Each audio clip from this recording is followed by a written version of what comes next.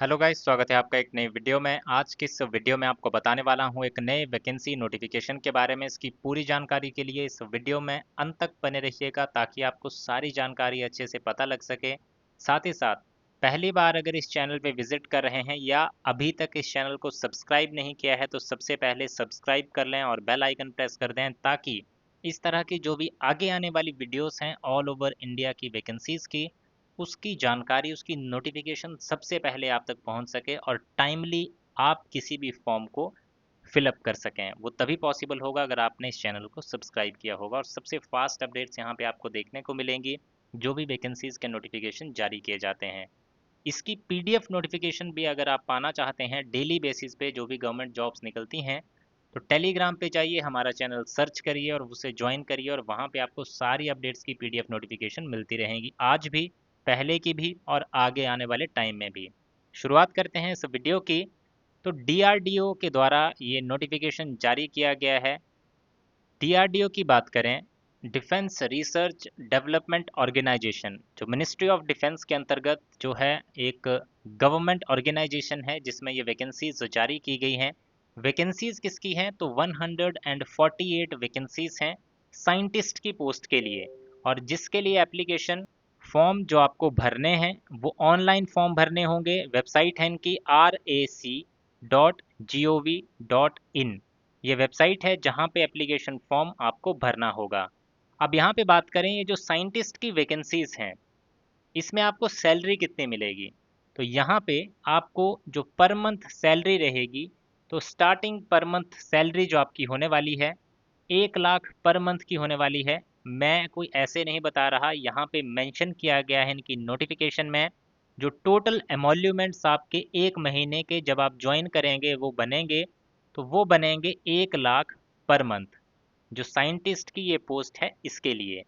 और यहाँ पर ये भी बताया गया है कि जितने भी ग्रेजुएट इंजीनियर्स हैं, पोस्ट ग्रेजुएट हैं साइंस में, या फिर जो फाइनल सेमेस्टर में अभी स्टडी कर रहे हैं, तो ज़रूरी नहीं है कि आप इंजीनियर ही होने चाहिए। अगर आपने साइंस के किसी भी सब्जेक्ट में पोस्ट ग्रेजुएशन भी किया हुआ है तो भी यहाँ पे आपके लिए वैकेंसीज है, जो मैं अभी ये इस वीडियो में आगे बताने वाला हूँ आपको। अब यहाँ पे वैकेंसीज जो हैं ये वो है डीआरडीओ में, एरोनॉटिकल डेवलपमेंट एजेंसी में। इसके बाद डिफरेंट डिफरेंट जो इनकी ब्रांचेज हैं वहाँ पे वैकेंसी है। जब आप ये नोटिफिकेशन डाउनलोड करेंगे उसमें आप अच्छे से देख पाएंगे क्या क्या वैकेंसीज हैं। और एप्लीकेशन फॉर्म मैंने बता दिया आपको कहाँ से आपको फिलअप करना है। अब यहाँ पे आते हैं एलिजिबिलिटी क्राइटेरिया और बाकी चीज़ों के बारे में। तो यहाँ पर मैं एलिजिबिलिटी बताता जाऊँगा और जो एलिजिबिलिटी बताऊँगा उसके हिसाब से अगर आपका है तो आप इस एप्लीकेशन फॉर्म को भर दीजिएगा। तो सबसे पहले यहाँ पे सब्जेक्ट बताया गया है इलेक्ट्रॉनिक्स एंड कम्युनिकेशन इंजीनियरिंग। इसकी वैकेंसीज हैं डीआरडीओ, एडीए, डब्ल्यूईएसईई में। यहाँ पर आपने बैचलर्स डिग्री किया होना चाहिए इंजीनियरिंग टेक्नोलॉजी में, इलेक्ट्रॉनिक्स एंड कम्युनिकेशन इंजीनियरिंग का, और आपके पास वैलिड गेट स्कोर होना चाहिए इलेक्ट्रॉनिक्स एंड कम्युनिकेशन इंजीनियरिंग का। और बाकी जो इलेक्ट्रॉनिक्स एंड कम्युनिकेशन इंजीनियरिंग के इक्विवेलेंट स्ट्रीम्स होती हैं, अगर इनमें से भी किसी एक में आपने इंजीनियरिंग की है तो भी आप एप्लीकेशन फॉर्म भर पाएंगे या आप देख पाएंगे जब नोटिफिकेशन को डाउनलोड करेंगे। इसके बाद दूसरा सब्जेक्ट है मैकेनिकल इंजीनियरिंग। इसके लिए भी आपने बैचलर्स डिग्री किया होना चाहिए मैकेनिकल इंजीनियरिंग और गेट स्कोर कार्ड आपके पास होना चाहिए। देन अगर कंप्यूटर साइंस और इंजीनियरिंग में की है और गेट दिया है तो भी आप एलिजिबल हैं। अगर आपने इलेक्ट्रिकल इंजीनियरिंग में किया है और गेट स्कोर है आपका इसमें तो भी एलिजिबल हैं। अगर आपने मेटलर्जी में किया है और वैलिड गेट स्कोर है मेटलर्जी का तो भी आप यहाँ पे आप एलिजिबल हैं। या फिर इंजीनियरिंग साइंसेज का दिया है आपने जिसका पेपर कोड होता है XE, ये भी आपके पास है तो भी आप एप्लीकेशन फॉर्म भर पाएंगे। अगर आपने फर्स्ट क्लास मास्टर्स डिग्री की है साइंस में, सब्जेक्ट यहाँ बताए गए हैं इन सब्जेक्ट में से किसी एक सब्जेक्ट में, और साथ ही साथ वैलिड गेट स्कोर है फिजिक्स का, तो भी आप इस एप्लीकेशन फॉर्म को भर सकते हैं।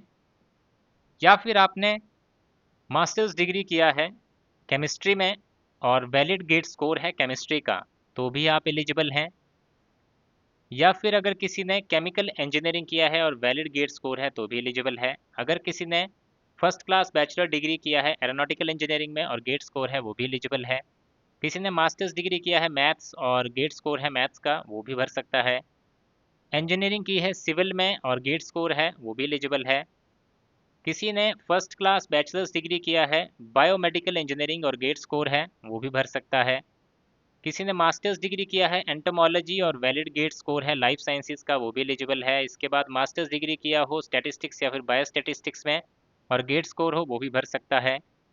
मास्टर्स डिग्री किया है क्लिनिकल साइकोलॉजी में, रजिस्ट्रेशन है rehabilitation council of India as clinical psychologist और गेट स्कोर है आपका ह्यूमैनिटीज़ और सोशल साइंसेज में तो आप भी एलिजिबल हैं। मास्टर्स डिग्री किया है साइकोलॉजी और गेट स्कोर है ह्यूमैनिटीज़ एंड सोशल साइंस में, वो कैंडिडेट भी यहाँ पर एलिजिबल है। तो ये हैं डिफरेंट क्वालिफिकेशन डिफरेंट सब्जेक्ट आपके, जिसमें यहाँ पर वैकेंसीज जो हैं वो जारी की गई हैं। अच्छी खासी एक बहुत अच्छी अपॉर्चुनिटी है जितने भी ग्रेजुएट्स हैं या फिर पोस्ट ग्रेजुएट्स हैं जिन्होंने गेट स्कोर जिनके पास है वो सभी इस एप्लीकेशन फॉर्म को भर सकते हैं। तो अच्छी अपॉर्चुनिटी है, अच्छा पे स्केल है, अच्छी गवर्नमेंट जॉब है आपके पास। जितने भी कैंडिडेट इसके लिए मेहनत कर रहे थे या साइंटिस्ट की जॉब पाना चाहते हैं ज़रूर इस एप्लीकेशन फॉर्म को भरिएगा। जब भी अभी इसकी लास्ट डेट मैं बताऊंगा आपको, लास्ट डेट के रिगार्डिंग यहाँ पे एक चीज़ है, जब ये एम्प्लॉयमेंट नोटिफिकेशन में आ जाएगी उसके अगले 21 दिन, तो यानी कि 1 जून वाले एम्प्लॉयमेंट नोटिफिकेशन में ये आने वाली है नोटिफिकेशन, तो आप मान के चलिए 21 जून 2025 इस एप्लीकेशन फॉर्म को भरने की लास्ट डेट होगी। जैसे ही एम्प्लॉयमेंट न्यूज़ में भी ये नोटिफिकेशन आएगा मैं दोबारा से ये वीडियो लेके आऊँगा, तो चैनल को अभी कभी सब्सक्राइब कर लें ताकि वो चीज़ आपसे मिस ना हो पाए कि लास्ट डेट कब होगी, क्योंकि एक एक डेट यहाँ पे बहुत इंपॉर्टेंट होती है।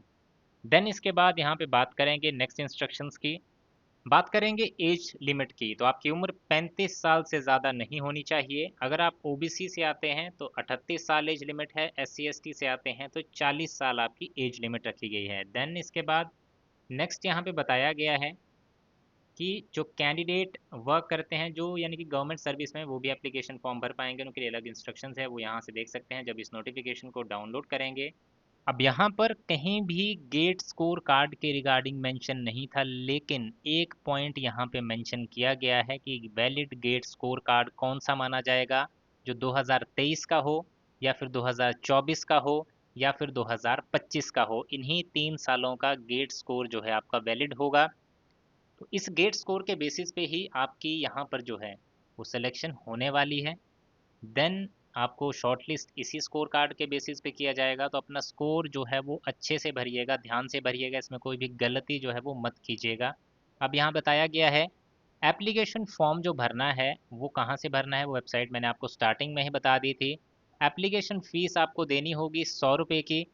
सिलेक्शन प्रोसेस कैसा रहेगा, तो पहले आपको शॉर्टलिस्ट किया जाएगा गेट स्कोर के बेसिस पे, देन आपका पर्सनल इंटरव्यू जो है यहाँ पर कंडक्ट होगा जिसमें 80% वेटेज होगी गेट स्कोर की, 20% वेटेज रहेगी आपके इंटरव्यू के मार्क्स की, और इसके बाद फाइनल मेरिट लिस्ट जो है वो आपकी तैयार की जाएगी।